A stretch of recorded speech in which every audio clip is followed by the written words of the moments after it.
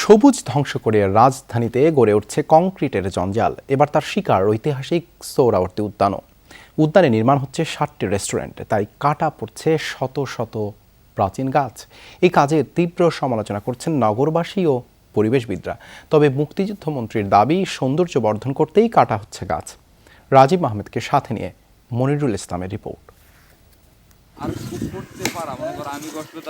একের পর এক গাছ কাটা হচ্ছে রাজধানীর সোহরাওয়ার্দী উদ্যানে। অনেক পুরনো গগন শিরীষ সেগুন গাছ কাটা পড়েছে এরই মধ্যে। প্রতিদিনই বাড়ছে কাটা গাছের সংখ্যা। তারা এসে দল বেঁধে খুব আনন্দের সঙ্গেই গাছ কেটে নিয়ে যাচ্ছে এবং সঙ্গে সঙ্গে সেগুলোকে সরিয়ে ফেলা হচ্ছে, ডালপালাগুলো পুড়িয়ে ফেলা হচ্ছে এবং গোড়াগুলো ঢেকে রাখা হচ্ছে। উদ্যানের বুকে যেখানে ছিল সবুজের গালিচা, সেখানে এখন রুক্ষ ক্ষত।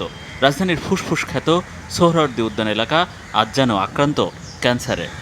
গাছকে ধ্বংস না করে আরও আমরা গাছ তৈরি করতে পারি, লাগাইতে পারি, কিন্তু এখানে দেখেন একটা গাছ লাগানোর জন্য কোনো উদ্যোগ আমরা এই 10-12 বছরের মধ্যেও দেখিনি। আমাদের স্থাপনা গাছের মাঝখান দিয়ে করুক, গাছ বাঁচিয়ে করুক, আমরা সেটা চাই। উদ্যান জুড়ে বিভিন্ন স্থাপনা নির্মাণ এই গাছ কাটার কারণ। এখানে সেখানে একতলা স্থাপনা নির্মাণ হচ্ছে, কোথাও হাঁটার পথ নির্মাণের জন্য মাটি কেটে রাখা হচ্ছে, কাটা হচ্ছে গাছ। আর সামনে আরও অনেক গাছ কাটার জন্য এরকম ক্রস চিহ্ন দিয়ে রাখা হয়েছে। এটা সবাই জানে যে গাছ কাটলে একটা নাগরিক প্রতিক্রিয়া সৃষ্টি হবে। সেই জিনিসটাকে মিনিমাইজ করার জন্যই ওয়াকওয়ে বানানোর জন্য যে মাটি খোঁড়া হচ্ছে, সেই মাটিটা দিয়েই গাছের গুঁড়িটা ঢেকে দেওয়া হচ্ছে। তারা লকডাউনে ওই পাশে বহুত গাছ ছিল ভাই, 4 থেকে 500 গাছ ছিল, ওই গাছগুলি কেটে নিয়ে গেছে।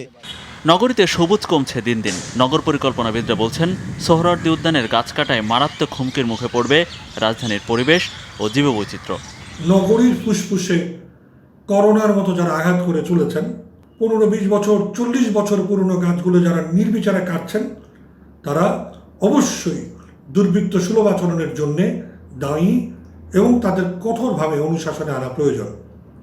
সৌন্দর্য বর্ধন বৃক্ষ রোপণের মধ্যে নিহিত, নিধনের মধ্যে নয়।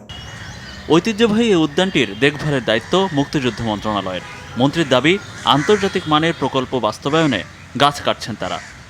এটা তো বন না, এটা ফরেস্ট না, আন্তর্জাতিক মানের স্থাপনা হচ্ছে, যেগুলো বিদেশিরা আসবে, মুক্তিযুদ্ধের এগুলো দেখবে, স্মৃতিচিহ্ন দেখবে। সারা মাঠ ভরে সেখানে বিভিন্ন স্থাপনা হবে, মুক্তিযুদ্ধের বিভিন্ন যুদ্ধ, তারপরে বঙ্গবন্ধুর ভাস্কর্য, অনেক কিছুই। রাজধানীবাসীর বুক ভরে নিঃশ্বাস নেওয়ার জন্য নির্মল পরিবেশের যে অভাব, তার কিছুটা হলেও পূরণ করে এই উদ্যান।